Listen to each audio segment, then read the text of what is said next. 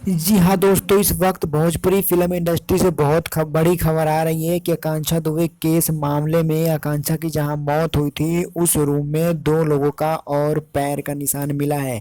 जी हाँ दोस्तों, सीसीटीवी कैमरे फोटोज में ये देखने को मिला है कि दो लोगों का पैर का निशान उस कमरे में मिला है जहां पे आकांक्षा दुबे की मौत हुई थी। लेकिन उस टाइम ये सुनने में आया था कि उसमें एक ही आदमी गया था जो कि आकांक्षा दुबे के सामान सुमून लेके गए थे। अब ये दो लोगों का पैर का निशान सामने आया है। अब क्या कहना चाहेंगे, प्लीज़ हमें कमेंट जरूर करें। आपको क्या लगता है कि आकांक्षा दुबे केस मामले में आकांक्षा का मौत किसने किया होगा?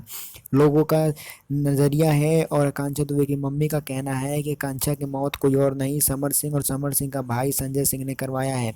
दोस्तों, आप अपनी राय जरूर कमेंट बॉक्स में बताएं।